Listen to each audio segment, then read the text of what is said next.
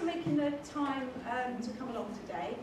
I'm going to give you a brief overview of what we're going to cover on the agenda, just so that we set everyone's expectations. I'm really pleased that it's not all about the senior management team today, and they're going to be pleased about that as well, because we're starting to involve the team in starting to give back to you some of the work that we're doing. So we're going to very briefly touch on consultation, because we know that they're open today, but this isn't about consultation, but we're going to cover that briefly. You're going to have to excuse me with my long arms. I had eye drops put in this morning, so they're kind of a little bit weird. So I'm kind of standing here talking to you about change when there's actually been loads of change from the last time I stood up here. So Brexit, kind of massive change, and the change that could potentially have on the health service. The Euros, unfortunately, that wasn't a good news story, was it? And I'm told that satellites gone round Jupiter. Anyone who's into space, that's actually quite fantastic that we can actually achieve these things. And it's a bit of a scene setting, so you know, if we can do that, then this is a bit about what could we do with this team to kind of move forward into the next century. So we're going to start playing back to you the story of our journey towards the model of the new way of working. And we think this would be helpful to start informing you, especially when you're thinking about consultation, how you might respond, because some of the feedback we got was we can't actually see how it's going to start working in reality. But we're still quite a way off where we're actually going to be, but this is to start showing you some of the different ways of working, and at this stage some of the technology that we're going to be using. So there's a few demonstrations. I've actually got a drink riding on whether it all works or not. I think I'm going to be out of pocket, but they're quite confident that I won't be, so let's wait and see. And the aim of this is to start getting the team involved. So if anybody wants in the next team briefing to be more involved, and there's something that you want to feedback, then it's your opportunity now to, not now at this point, but after the presentation and over the next weeks to let us know so that we can start involving everybody. So we're going to take you through some of the tools. There's a few different people presenting, and Mark's going to be our guinea pig. And just to say that I'm quite personally excited to see some of these developments because I haven't seen them. So I've kind of been involved in the concept of them, but actually not the reality of actually seeing them work and then thinking about how we're going to embed them. So yeah, I'm going to take a seat to make sure, somewhere, maybe I'll be standing actually, to make sure that I can see everything as well. So briefly on consultation, it's open today. Everybody should have received the pack. So if you haven't received the pack, then can you make yourself known to Rachel at the end. The FAQs are really comprehensive, and it's the kind of you said we did approach, so all of the questions that you've raised with a HR and angle on them should be answered in there. Bet your bottom dollar that we've missed something. So anything that you want to raise, then you've got the routes to do that. So through the inquiries, email boxes for PGMDE and for HR. I would urge you to respond to consultation, but take your time, don't think you've got to do it this week. It's open for 6 weeks, but then on the other end of that, don't leave it till the end, because obviously we'll be considering responses as they come through. We've got printed copies of the JDs and the consultation pack, so not the policies, because you can kind of look at those online, but the other important documents and the FAQs are all on the table over there if people want to collect them here. Okay, thank you. So I am going to hand over to me. Hello. So cast your mind back to the engagement sessions, if you can think that far back, because a lot's happened since then. So if you remember, we had informatics coming to the workshops to take on board your ideas, and we asked you what you thought IT enablers would be available, or a really good idea that would support your future working. So this is just a quick update about what happens with all of that. So those were all collated, and with informatics, they were reviewed, put into groupings, and we looked at the cost benefit. So we looked at the benefits out of 30, and we looked at the costs out of 15. So we're really, really focusing on what benefits this tech can give us. And we had a look to see actually, do they align with some of the principles, which would be making your lives easier, making the process much more efficient, and actually giving us a better customer service, so a better experience for the people that we do our jobs for. And these are just some of them. So there was a long spreadsheet. These are the ones that's called 24 and above. And they're portioned into 3 groups. So one group was the set that went into the PPR team. So the IT enablers will help with like big calendar event management. And Alana is going to tell you a little bit more about that later. The second group was things where we needed to scope them more with the informatics team, with John, with Jack. So that's things like people who are involved with the GP portal, with the applicant inquiries portal, they've been given demonstrations. There have been other systems that were semi in play already, so some of the stuff that Kirsty's going to talk about later. So how we bring those forward, and actually, could you tweak them slightly? So although they're using them for recruitment, is there functionality there that could be used for workforce or revalidation, for example? And then there were the other ones that were the big blockers in terms of process. So if anyone's involved with finance processes, you know how frustrating it is trying to process those claims, the paperwork. And I know that we've always had those conversations around why don't we move to a more electronic type system. So once again, we're going to restart those conversations to see, actually, is there something that we can change, and can our business processes change to accommodate something that will make our lives a little bit easier. So that's really what happened with your ideas, and it's just again to say, if there's something that is driving you absolutely crazy in what you do, how little it is, whatever the task is, let us know. We'll see whether there's an IT solution out there that will make your lives easier, and actually, would you want to be involved with that? So you can always come and say, I'm quite interested in that, I've had a scope, I've had a look around, I've done some Googling, actually Google looks really good, that might work for this, maybe not. And we'll get you involved in the project. So that will also be interesting for you to be able to get involved in running projects and actually seeing your idea turn into something that's actually used within the department. Okay, who am I handing over to? John. John.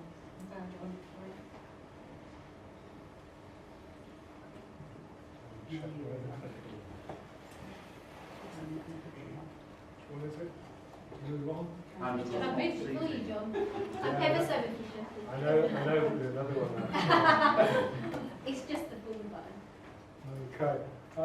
Just a reminder that when we started out, the principles underlying this whole integration program were those 4 things. So I'm going to attempt to cover some of the things that we're going to do from informatics with your help, that will hopefully deliver against some of those priorities. Now you'll know that people in IT just like building stuff for the sake of it, just in isolation, just to keep themselves entertained. So we are trying to remain really focused on the fact that if the things we're doing aren't delivering better services for customers, or standardising stuff, or improving value for money, or improving the content of jobs, then we shouldn't be doing it. So we just have to keep really, really focused on that as we work our way through some of the stuff that's going on.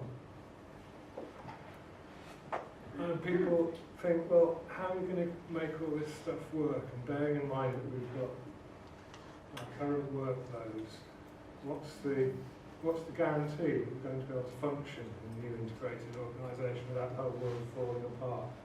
Well, I think, frankly, the biggest thing here is this business of planning and looking at the demand over the year. And you'll get to hear some real work that's gone on in that area. But just to tell you, just to reassure you, the IT department isn't going to spend a year and a half building from small pieces of code a planning system, an events management system, and something to manage appointments within things like ARCPs. Because guess what? People have already done that.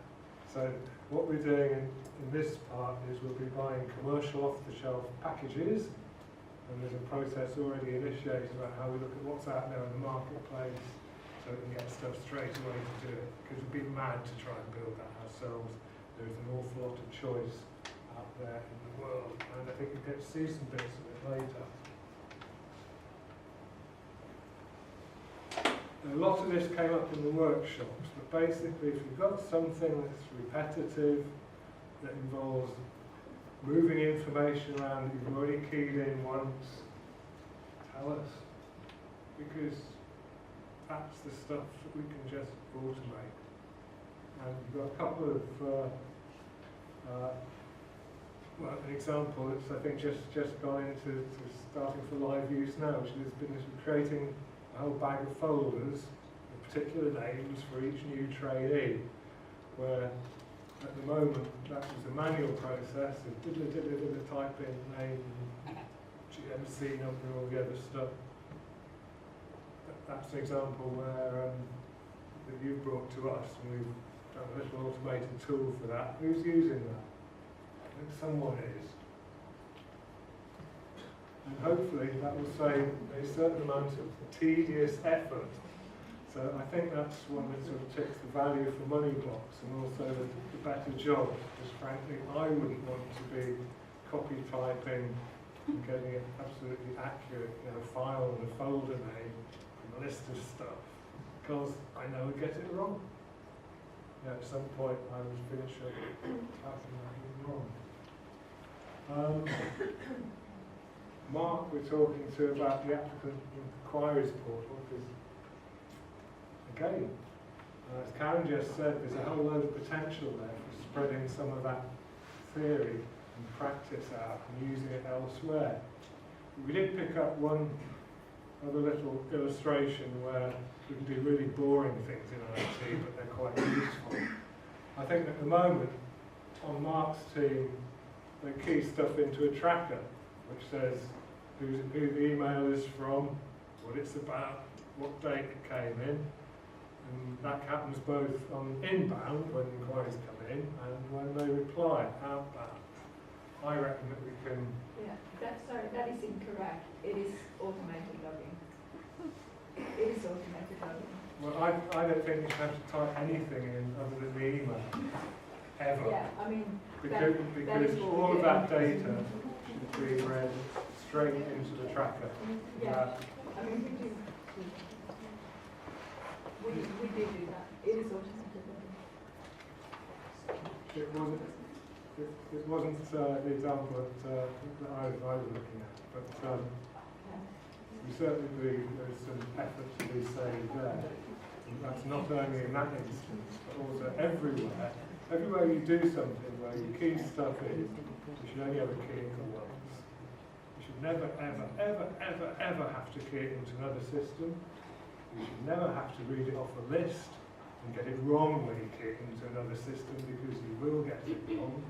You should never have to generate things from bits of paper. So if you've got something once in a system, pretty much it's straightforward for IT to get it out and shuffle it around, reformat it and stuff it into another system. Actually, that's all IT is. It's all thorough data processing, clues in the lanes. Processing the data. Well, only do it once. Don't ever go So if anyone's got any examples of that, and we've picked up some of them already, and we worked on those, please just drag them along. It's dead boring, but it's not half as boring as having to type it in yourself. Because who would want to do that? So I think that tips the better jobs thing, because people, I know that you can't spend all your time thinking and doing difficult problem solving. I certainly can't. But at least we should have some time to do that rather than doing the roboty stuff. Trainee self-service, big thing. If I was a trainee, I'd rather be able to get a response at midnight by looking at some FAQs, which got me half of an answer most of the time, and I would wait for office hours to try and contact someone or to speak to someone. You might not get the answer. It's about this business of 80% rules. When you think about how you do your online banking, it's comparatively rare that you can't close a transaction without without talking to someone. Normally you just go through all the steps and it all works. So again, everything that we can do to make it actually easier for the trainee to get answers and to get information straight away, we should be doing. And some excellent examples in applicant inquiries of that, where we've got structured FAQs and trainees are encouraged to go through that route first. I'm looking at some of the data from that, because I'm desperately into data. It's solving, it's really hitting the 70 to 80% of inquiries, getting solved with no further action required. So we can extend that sort of work across to many applicant inquiry processes. All those things that are triggered by the applicant. And the last bit is if you've got anything that's got rules around it. The really hard thing is working out what the rules are. But when you've worked out what the rules are, automate it. Because if you've got the data and you've got the rules, you don't, automate it. That's all you need, data and the rules to do that. Oh yes, this is a really fascinating slide. The point of which is that everything hangs on the data. So a couple of quite chunky things that we're doing. One is to get the rotation grids spat out automatically to the trusts via a trust portal. The data that I've got on this one is that for London we currently spend something like 2,000 hours a year simply physically emailing the 12-week grid to trusts for each specialty. And that's probably a couple of people's work to turn into those sorts of terms. And it takes time and it can go wrong. So that's that little part out there. But we can do better than that. We can automate the changes for them as well. We can automatically send out things that say, here's the changes from that 12-week position. Generate those at the back of Intrepid. We'll be rolling that out in the next,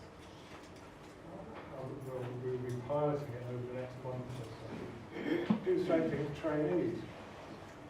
Why wouldn't you? Because if you can automate this sort of process, then it's going to be consistent and transparent. Remember some of those principles, and be a better service to trusts and trainees because they know that it's going to be in their portal at the date. And it's going to be clearly better value for money because we're not having to send stuff out one at a time and rely on someone, an individual remembering to send something to a trust to make sure it gets there. But, huge but under all this, absolutely hangs on all that data being there. All of this data processing, all this automation only works if the data included in the middle of Intrepid is accurate, up to date, timely, because if it isn't, you sort of get problems. It's actually not enough to change the person's grade on the spreadsheet that goes out the door. Does it work? Yeah, it might be, I think they've got an ST5 because someone's changed it on a spreadsheet that goes to them, but that's not achieving data quality. You're supposed to be able to smile over this one quite a lot, because this is the serious patient care message, that we don't want the ophthalmologist doing major surgery on the person because we sent a bad bit of information about the rotation. Not that would ever happen. The other part of this point is that earlier slide. That's what it's got to be right. If you fiddle with it after it's in there, you don't know where you are. You don't know what's right. So there's the price to pay to be able to automate things and get them right and get them quick and get them consistent. And that is that you've got to really, really care about the quality of that information that you're driving the business from. It has to be right. Angela's favourite slide, which is that because you've got all the data in there, you start to do some stuff on data quality, start to report on what maybe needs looking at. So, and this is the first of a set of reports out to the eye. That's the other way you can help the informatics, as well as hopefully doing the robot things. We can also provide you information about the quality of the information that you've got. Tell you whether you have got the right information inside the system to be able to do the automation, to be able to do the magic, to be able to get rid of all the robot tools. And I think that is done.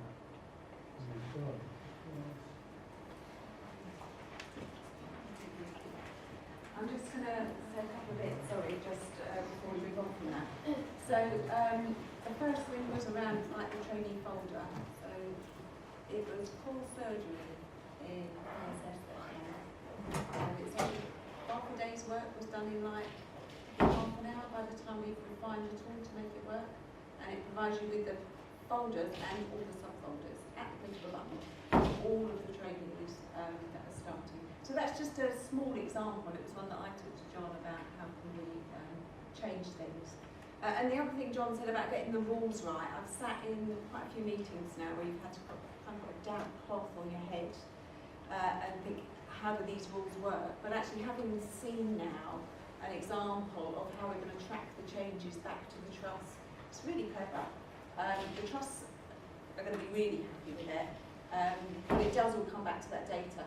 And that's why some of the focus now is upon giving you the tools to enable you to make sure that that data is up to date and accurate. Because it's no good us just keep saying, standing here and banging on about how important data is if we don't give you the tools to enable you to do that.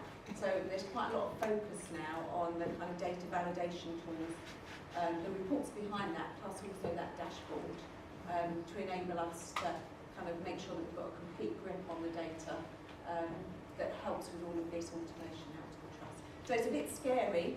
So I'm being asked, when can we start to kind of go live with this? And I'm like, because that immediately gives all the information in Intrepid to the trust, and then any change you make is tracked and thrown back to them and highlighted, so it's completely obvious what the changes are. But before we do that, we need a kind of confidence level that everybody knows that the data they're putting in is correct, and the point of the day at which it is kind of frozen before it then is thrown out to the trust. So it's just to let you know that there is quite a lot of data work going on. It's been quite a bit of the focus, and I'm going to come later to what some of the other focus is going to be as well. So we're now handing over to Alana, and I'm moving chairs again. So I'm really sorry, this would have been Rory, so I'm now your poor man's Rory. So go back, Alana. So a lot of people have asked me what exactly is PPR, and I just really wanted to set the scene for you guys. And PPR is only a small part of what is business support. So it's part of the business support function. And some people have been asking me, what exactly have the shadow team been doing? So I just wanted to kind of pitch actually how we see it at the moment. So what the guys are doing now is not what business support will be in the future, and is not what the PPR team will be in the future. So I really see business support driving quality and continuous improvement. That's really going to be the function of that team. So starting at the bottom, being rebellious.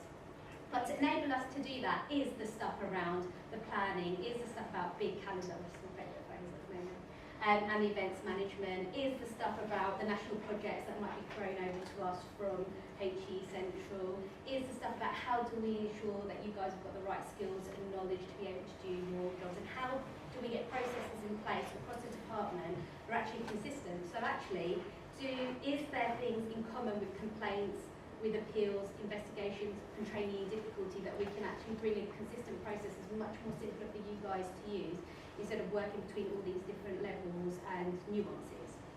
So that's really interesting stuff for the future.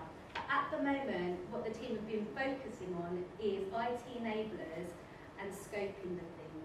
And actually, how do we design the process to evaluate the systems and processes that we're going to put in place for you guys to make sure that you can do your jobs. So that's really been the difference between now and the future. And one of the really, well, I thought was interesting, but you guys might think it's quite boring, is we were having a look at Big Calendar on Thursday, and we were thinking, actually, if we could brainstorm it, what would it look like, and what function would it have? And of those functions, which are the ones that we must have, and which are the ones that we could have, and how can we actually think about that so we can put something in place right now that will work for you guys? We're going to hand over to Alana. So what have we been doing until now? So at the moment we've gathered data which will be used as a starting point to populate the Big Calendar, as Karen said, to understand the system requirements. So actually John and his team, Jack and Fredisha, are currently working on project briefs for the event management system, which include the assessment and conference type events. Using that data, using the data we've been collating, they'll be putting a list of system requirements together. And around September time, there'll be a procurement process which will involve rating and scoring the systems. The end product should be selected by the end of September. And then the same process will then be replicated for the Big Calendar. So an example of something that we found out from the data we've collected from everyone, from the workforce teams and recruitment teams, is that London and the South East host around 300 individual assessment type events, which take up around 250 whole days in the year. Another thing that we've been doing is ensuring the data for rotation schedules is accurate and complete. And that means that that data will feed into the future PPR team, because they'll know when they're the most busy, they need to do the rotation schedules. That's when the resourcing needs to go up. We had, as Karen touched upon, the first session of the volunteers for the PPR to scope out the next steps. And we had that last week, and as Karen said, we went through what we would must have, should have, could have, and would like to have from this Big Calendar. And that will be brought back to the teams for you guys' ideas as well. We've also been collating what IT hardware we all have, with a view to house it within the PPR team going forward. And this is an example of Hub Planner, which is sort of Big Calendar. This is an example of a system which includes the most important information about teams and activities in one place and in a visual way. And on Friday I was just having a look on Google, as you do, and I found a system called 10,000 Feet, which is a big picture resource planning tool, slightly more interactive than Hub Planner. But it gives you a sort of idea of what the sorts of things that we'll be looking at. And there will be further work to find possible options at the end of August. However, if anyone is interested, as Karen said, then do let myself or Karen know if you know of any ideas or any systems that would fit. I'll hand over to Kirsty and Jessica.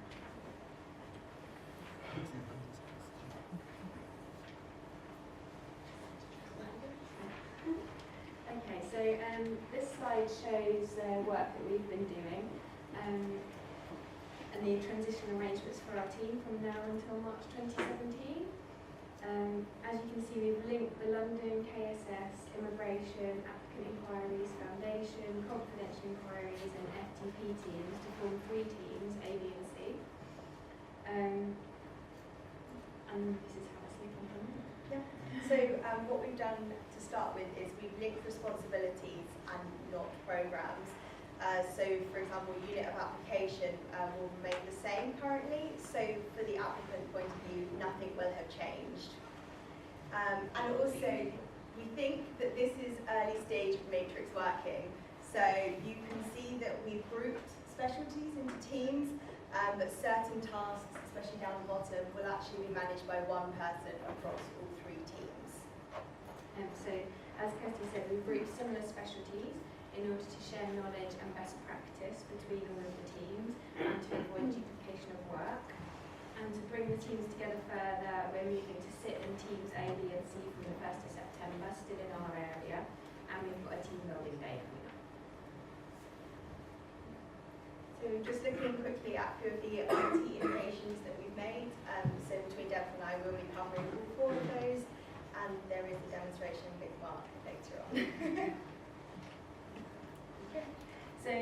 is the online panel process, and we're trialling this in order to try and streamline the panel recruitment process.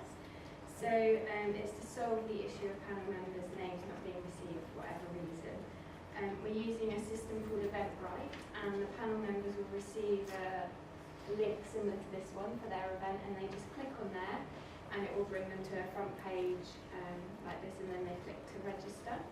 It's a really simple process, takes about 5 minutes. So once they click to register, they then go to checkout, and then they complete the questions, which are quite small, but it's basically kind of name, region, ethnicity questions, if they've got any dietary requirements and things. So it should take out the need to keep emailing them to ask lots of different questions all the time. They should fill all the questions in, and you can actually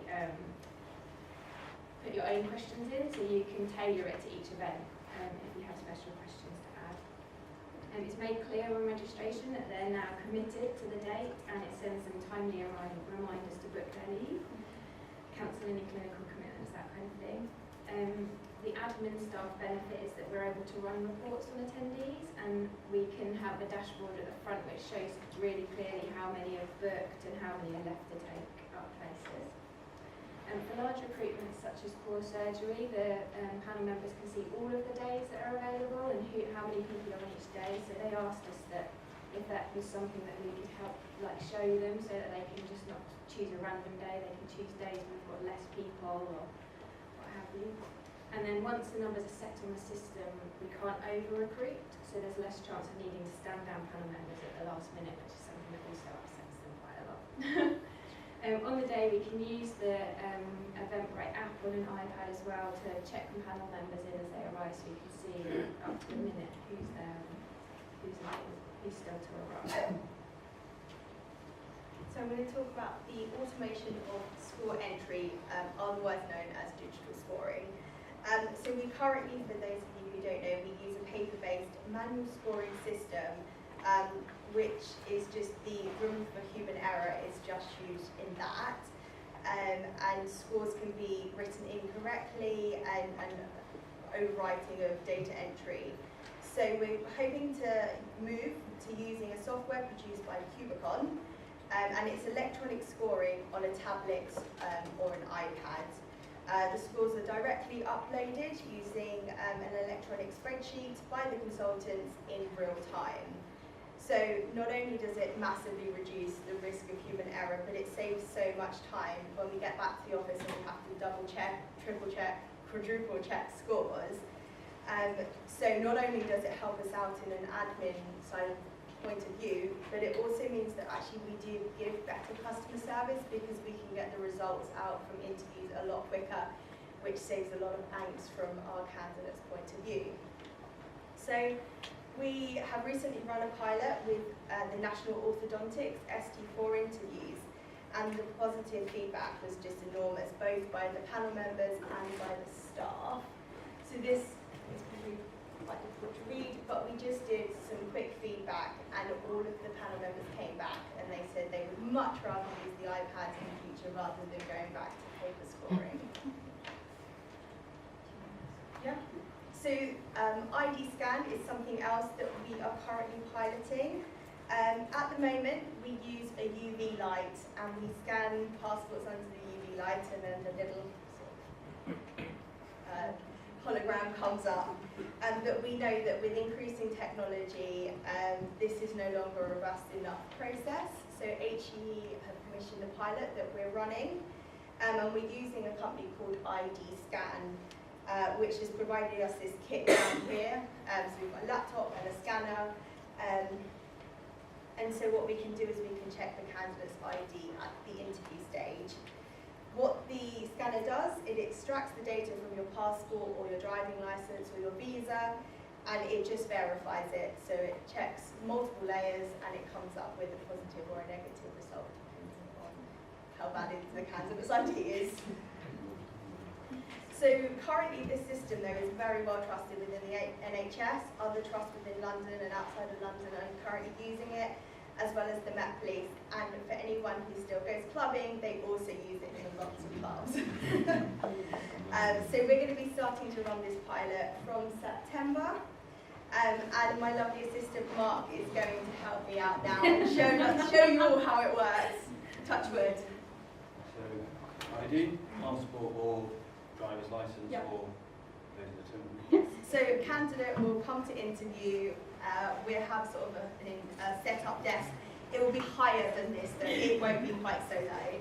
We'll take the candidate's name, register them, and take their ID, and just make it as seamless as possible. So can I take your ID? Thank you. So it just goes in here, and you scan it.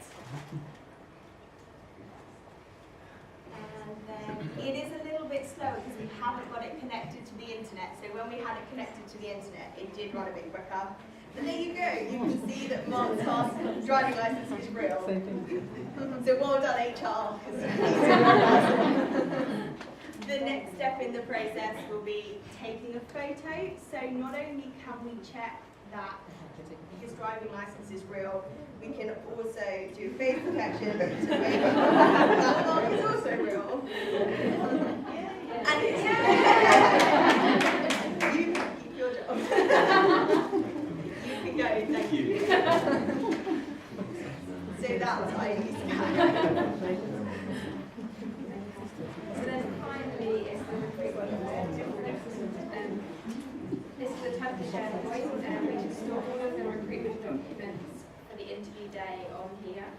It negates the need for such information as score sheets to be saved on memory sticks and carried around, and it can be downloaded to and uploaded to on the day of the interview, so it's really good. We can save the candidates' application forms and self-assessments on here as well, so we do not need to print them. The panel members can access them on an iPad in the room, so it's quite easy, and then obviously it's alphabetical and there's not piles of paper everywhere. There's also a real-time doc check function, so the timers on the circuits can log in and see if people have been checked in and if they've doc checked, so they know to expect them. And if they haven't, they know that they're going to have a gap or they can push someone up. We found it really useful, especially when we're off-site at interviews. We've been using it for about a year now, I think. So just before we leave, if anyone wants to know anything more about the things that we're putting into place, Lewis? Sorry, on a few slides ago you showed the new recruitment team with all the names on the new thing. Yep. How many of them names are still going to be there after the department's been decimated by 41%? To be fair, Lewis, that's not a question really. So let's wait for the end of consultation in interviews and move on to the next slide.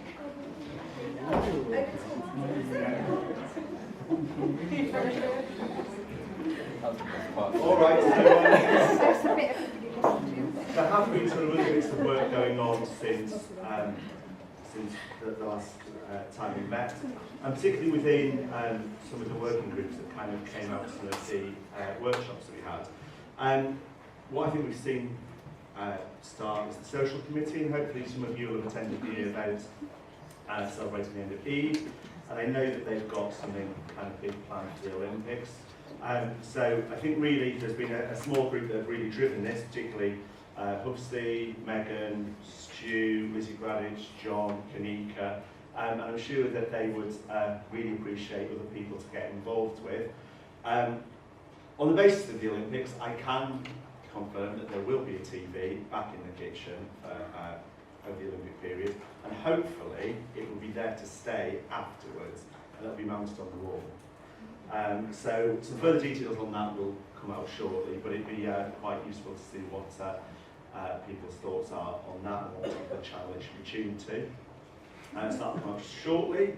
There's been another group that have kind of thought about the office environment and kind of thought about the guidance that we're going to put into place now that the kind of two teams are co-located. Very much, I think we can all appreciate that they've had two different ways of working. We've kind of come up with an initial document which I think has been circulated to the group that was involved. It will be going out to that group today for them to have their first consultation over, and then it will be fed back into the wider team.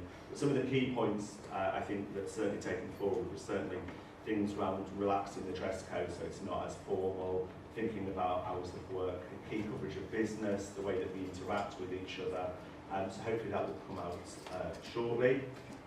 I won't go into the planning, performance, resourcing bit, as Karen has kind of touched on that with Alarm before. But one of the other pieces of work that I think we just need to pick up on was something around the piece of work that Camilla did a survey on, which was around thinking about how we share knowledge. And that's really pertinent in terms of thinking about the way that we will move into a matrix kind of working. And particularly thinking about what would be needed to put into place when people start within new teams and working there, and how we can fill in terms of perhaps that induction, what is actually needed as part of that. Because that was kind of really interesting to see that a lot of people perhaps didn't even know that what was in the NHS and how that works, and actually what the role of the people within the team actually were, and what you did within medical education, and how that links back into the trust. So we've got a piece of work to kind of pull up there. The Intrepid User Group, there's been work going on for the Intrepid development, particularly thinking about how we're moving forward and combining both the London and KSS databases, and therefore thinking about how we work together to ensure quality management and data integrity of the system going forward, and ensuring that we're using the same processes. And then TIS, again, is in its early development stages, but it's thinking about a system that will be put in place to replace Intrepid, and thinking about how we include people as subject matter experts going forward. And at the moment, that has been perhaps a bit more managerial at this time, but actually as that moves forward, it will come down to various different people as main users of that to feedback, because you're the ones with feedback of how it works on a day-to-day basis. And then kind of working through transition. I mean, one of the things we've talked about very much today is looking to the future and how we're going to work, but there is a way that we need to keep business as usual ticking. And this has proved opportunities now that we've been sort of co-located within the same building for the last sort of 7 or 8 months, to think about actually how our schools teams are particularly working together, particularly as they work across the same work streams, and thinking about actually how we can support them, each other. What's kind of been quite interesting to find out is many of our schools face exactly the same issues, the same kind of specialties, the same kind of personalities, and to kind of think actually how we go about managing some of those and managing our programmes. So there's parts at the moment where we can start to bring the schools teams together to kind of review some of that. Again, looking at things like less than full time, 2 distinct processes going on in each organisation, but actually that could go into one, because broadly the theme is the same, the training should go through the same process.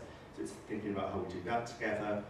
Data management and integrity, as I've touched upon, it's to kind of think about actually putting some rules and guidance in place to think how, you know, a lot of work has gone into the Intrepid at the moment to get the data correct and rechecked and rekeyed in to ensure that it's correct and what we're sharing with stakeholders.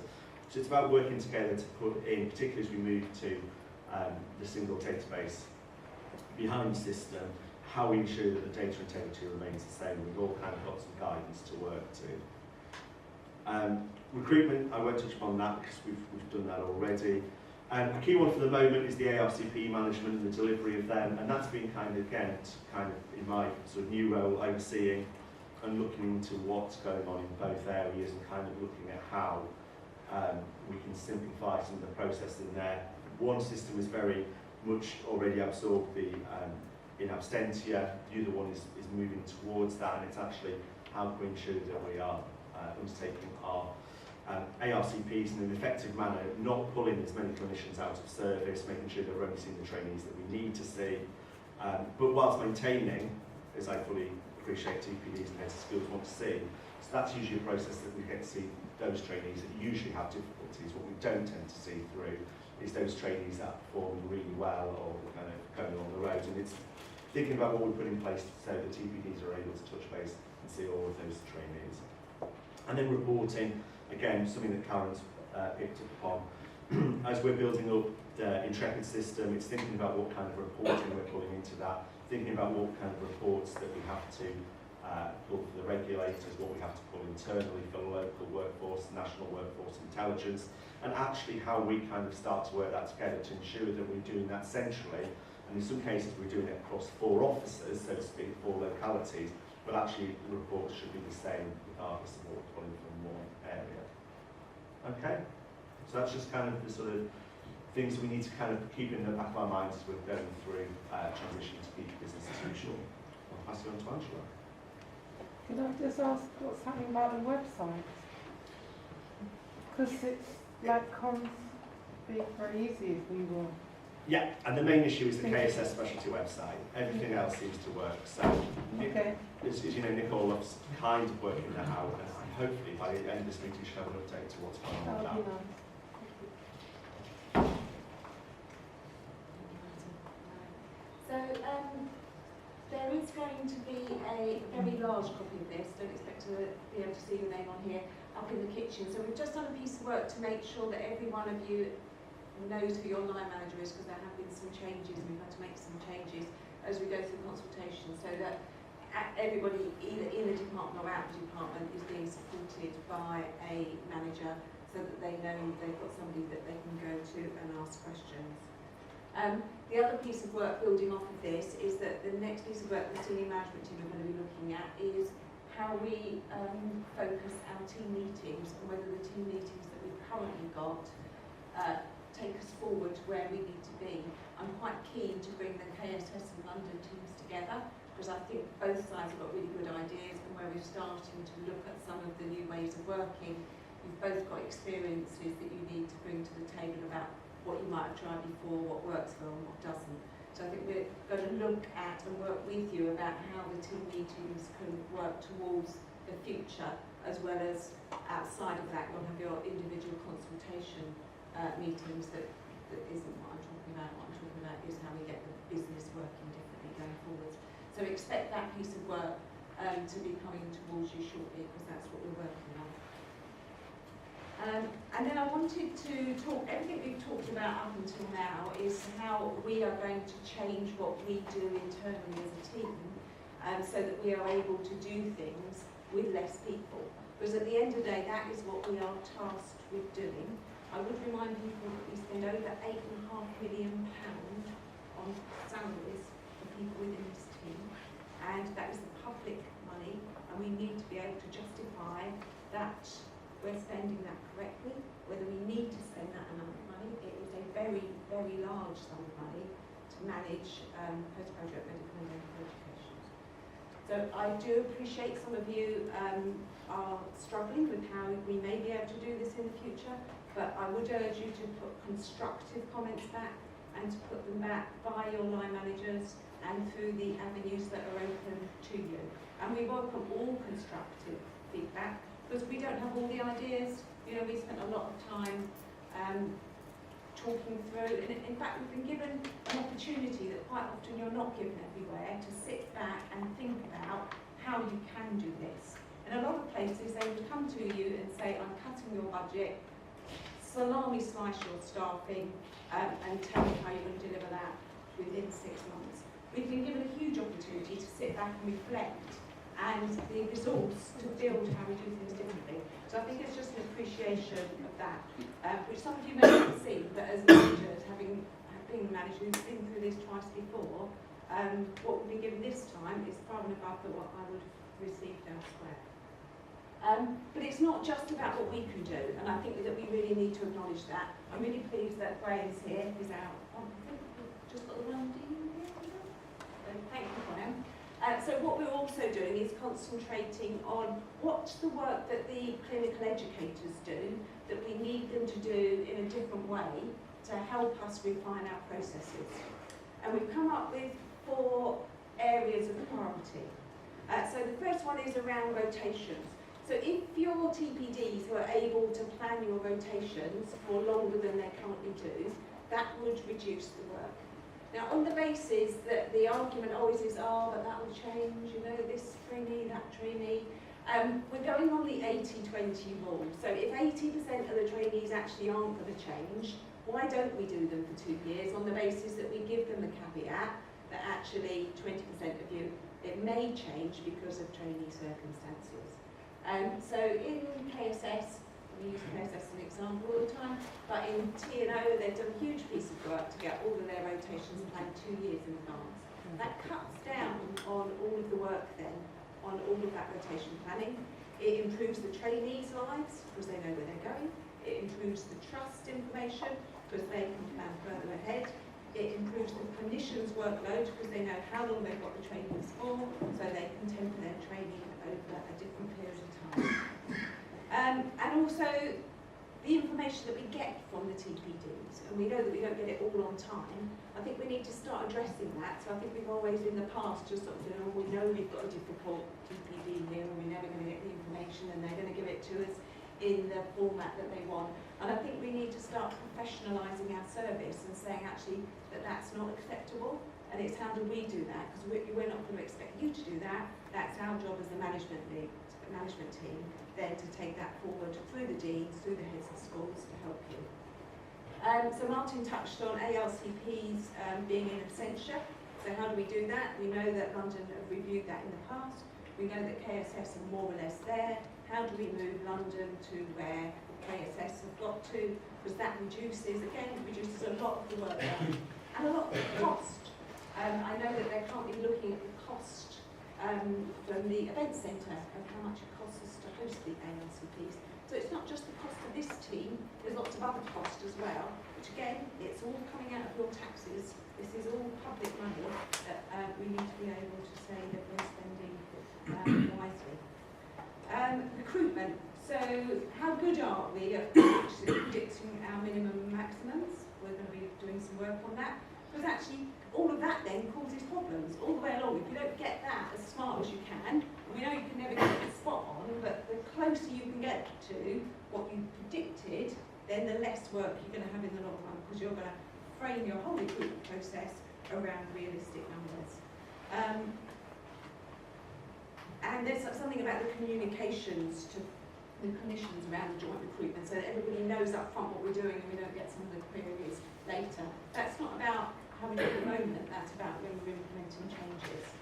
And then we've got another piece of work looking at training difficulty management. How do we do that? Do we have regional steering committees? What kind of clinical input do we need to do that? How do we improve the transfer of information, which is one of the pushbacks that we always get back from the trust, is around the information flows to them. And then on top of these four, we've also got a kind of another work stream around less than full-time training. So Martin's really talked about how we're going to be embedding that back within the schools. There's a piece of work looking actually hugely reducing supernumerary training. Again, that's an additional cost. We're not going to have the funding in the way that we have going forwards. There's how do we increase spot shares. Again, that's not something that you can do. You can help influence it, but actually we need to do some work with the training programme directors. There's a big piece of work that we're now looking at doing, which is kind of arming ourselves and the TPDs, so that when they come back in under the heads of school management, when the lead provider review is kind of implemented further, that actually that the TPDs are informed and that actually we're doing the training for them. So we'll be planning to run ongoing training events with the TPDs to ensure that they understand what the offer is from the team, what the professional offer is for the team, and what the expectation is from them kind of in their role. So I just wanted everyone to think that it isn't just about what we're doing here. We do appreciate it's much wider. Some of this, let's be honest, some of this is a bit more tricky bit, but actually we've got a bit of a driver now because we know that we've got to do things differently. It's going to force us to address some of the issues that we know across the whole of the region that we've kind of lived with, because it's easier to live with it than to challenge it in some stages. So I would just like to thank everybody for coming. Thank you for your ongoing diligence, actually, through business as usual. I appreciate it. It's been really, really busy with ALCPs and all of the data work. Particular thanks to Anna and Carly and Paul. I don't want to mention names because I'm going to miss everybody, but I know the people that are going really hugely above and beyond to try and get some of this ready. And it'll be right for all of you. Everyone will benefit from that work. So, thank you. If you'd like to take hard copies of the paperwork that's available, please do. Make sure that you have your consultation discussions and we've got 6 weeks.